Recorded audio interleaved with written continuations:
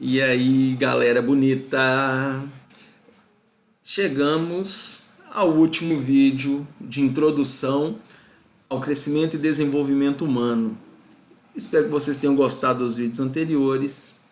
E hoje nós vamos abordar nesse vídeo, pelo menos vou falar hoje não porque vocês estão vendo que eu estou gravando com a mesma roupa, então são vários vídeos que eu estou gravando em sequência. Sistema muscular e sistema esquelético. Então, roda a vinheta.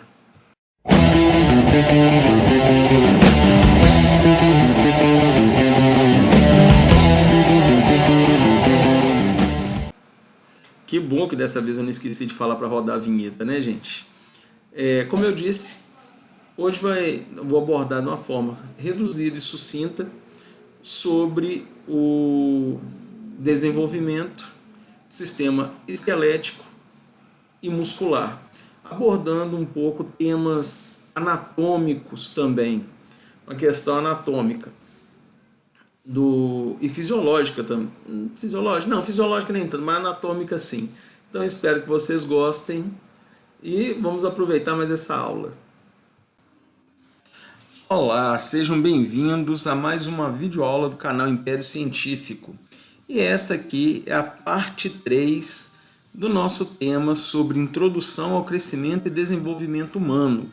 Lembrando que essa parte 3 é a última desse tema.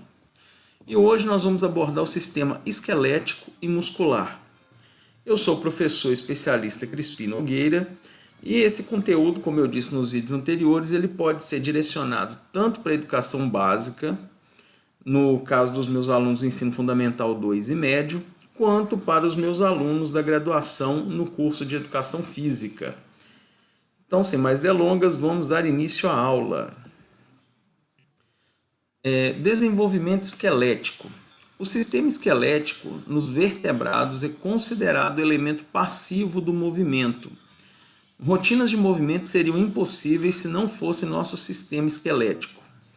Aproximadamente 1/5 do peso total de um indivíduo saudável é composto por seus ossos. Então, como disse aqui, o sistema esquelético ele é um elemento passivo nos vertebrados, tudo bem, gente?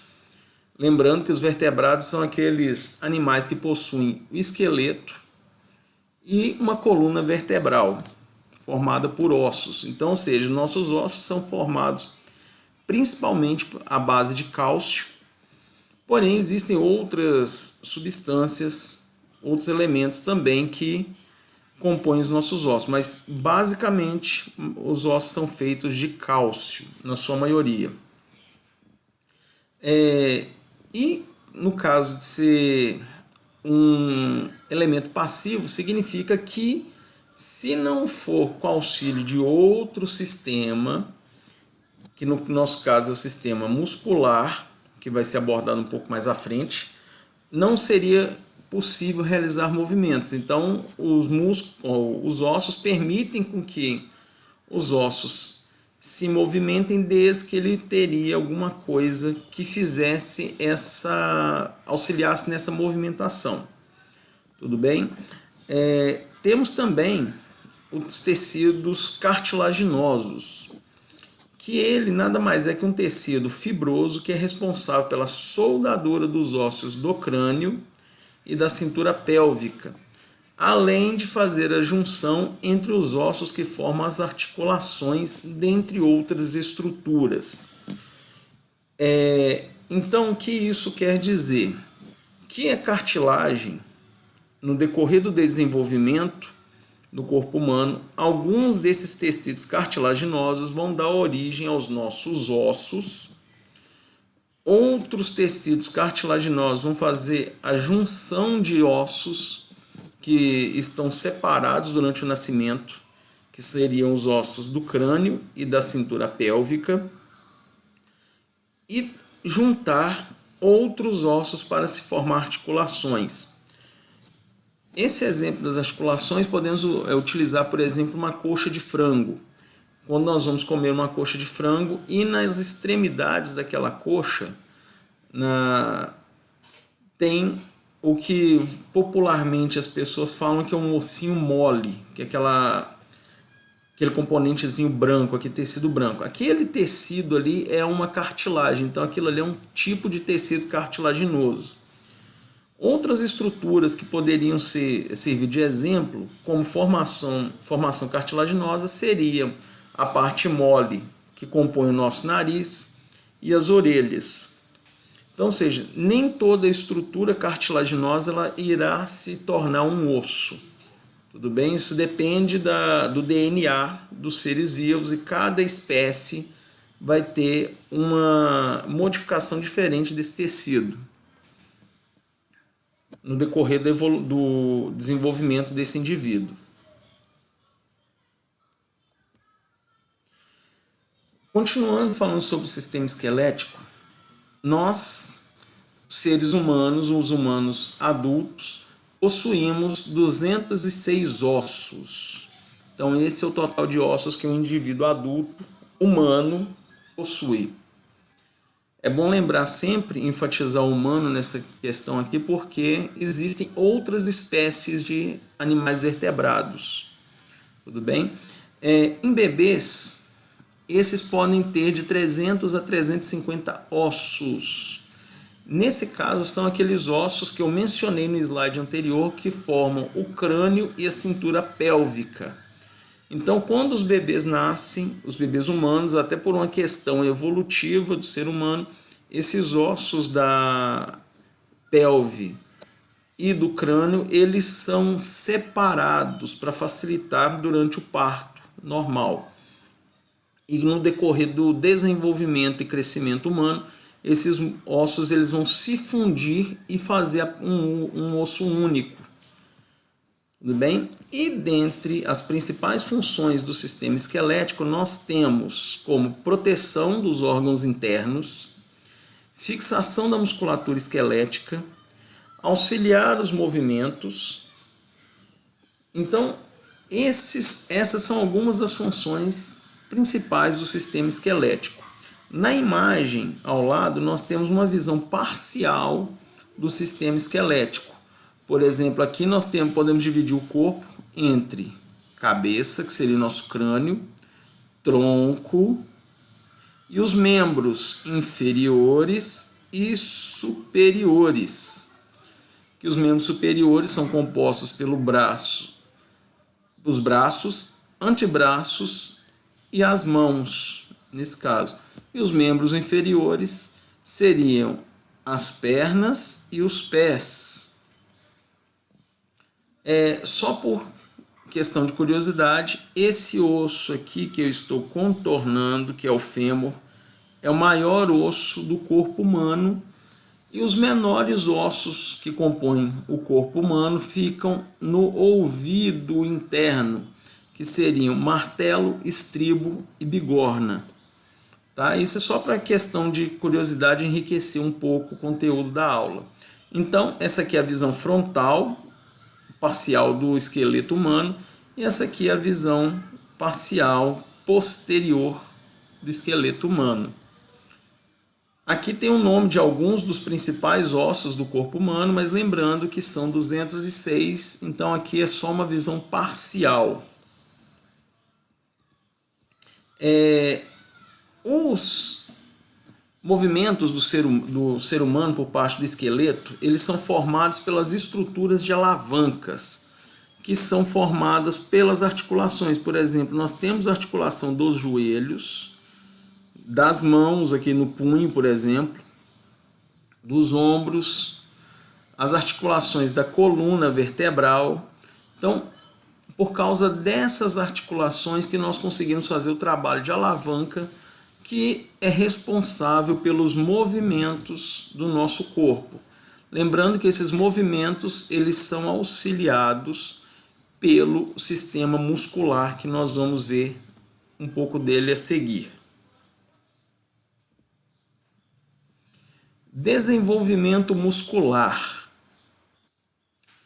O sistema muscular é o conjunto de músculos existentes no corpo humano, considerando o elemento ativo do movimento e as junturas ou articulações que se interpõem entre os ossos, denominadas sistema articular, que irão permitir o movimento.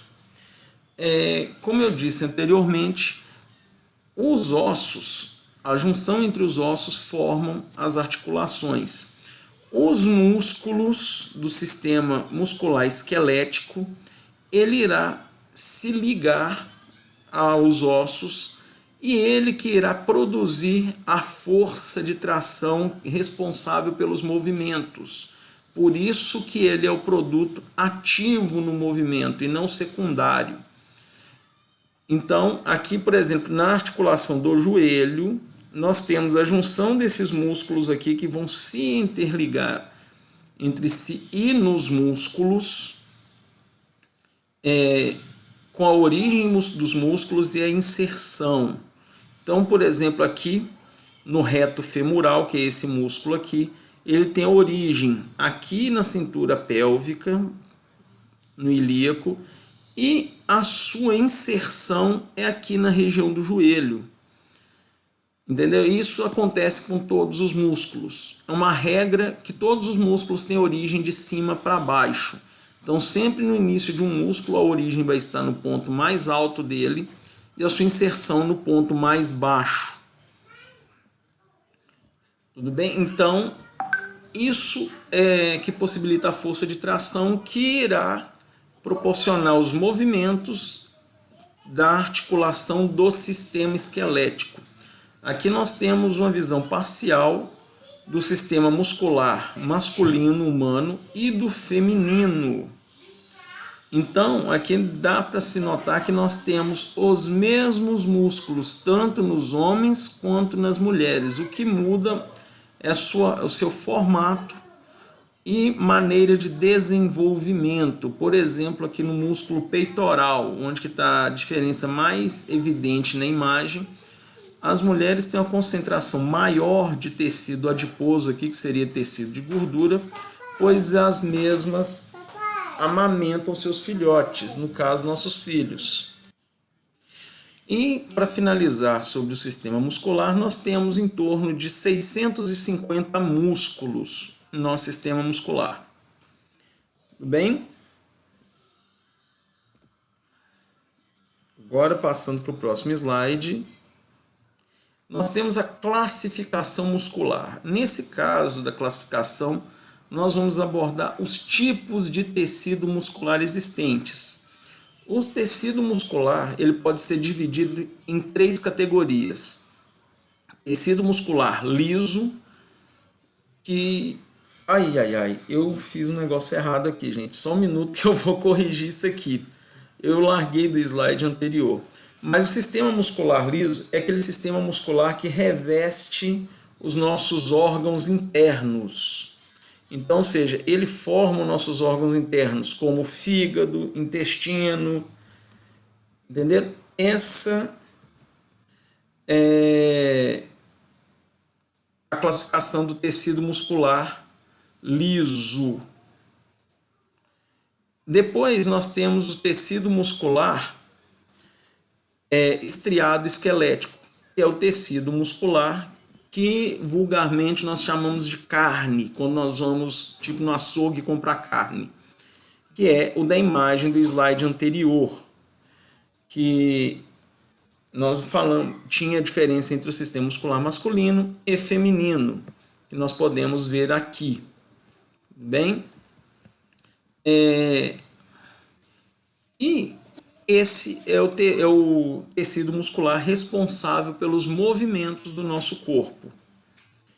Lembrando, sempre em junção entre sistema muscular e sistema ósseo, para acontecer esses movimentos. E o tecido responsável pelos movimentos é o tecido muscular estriado esquelético. Nós também temos o tecido muscular estriado cardíaco, que, como o próprio nome diz, é o que constitui o coração.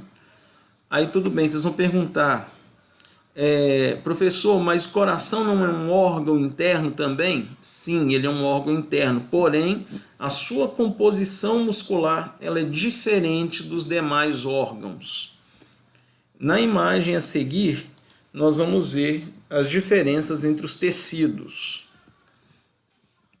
Então aqui nós temos a imagem, os diferentes tipos de tecidos musculares. Nós temos tecido muscular esquelético, como eu disse, é aquele que vai fazer a conexão de origem e inserção nos ossos para poder possibilitar o movimento. Então tem aqui a imagem microscópica dele.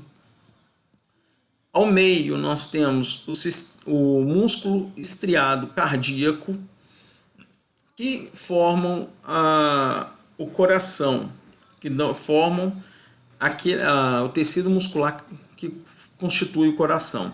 Então, ou seja, o desenho entre eles é diferente na visão microscópica. E nós temos também o liso ou tecido muscular não estriado, que ele também é um outro formato. E ele é o que compõe os órgãos internos, como representa a figura aqui, com os intestinos, estômago e fígado. Aqui embaixo nós podemos ver a diferença das células desenhadas de forma individual. Então, essa é a diferença entre os tecidos musculares. Por hoje é só. Obrigado por assistirem essa aula até aqui. Seguem as referências caso vocês queiram aprofundar nos temas. Lembrando que essa é só uma visão parcial desses sistemas que foram abordados até esta aula. Em outras ocasiões, vamos fazer uma abordagem mais profunda, mais aprofundada nesses 3 sistemas que foram abordados durante as 3 aulas de introdução ao crescimento e desenvolvimento humano, que, só para recapitular, era o sistema nervoso central, sistema esquelético e sistema muscular. Então, até mais, galera, e um beijo, um abraço para todos vocês. Aqui, gente, espero que vocês tenham gostado dessa bateria de vídeos sobre crescimento e desenvolvimento humano. O vídeo de agora ficou um pouquinho maior, mas é porque eu abordei 2 sistemas, que era o ósseo e o muscular. E deixo vocês por aqui pedindo para vocês realizarem o jabá do canal, que eu não fiz ainda, que é curta, compartilhe, comente o vídeo, deixe sugestões de temas, feedbacks, se inscreva no canal e acione o sininho para você ser notificado dos vídeos assim que eles forem postados. Siga as redes sociais do Império Científico no Instagram e no Facebook. E no mais, um beijo para vocês.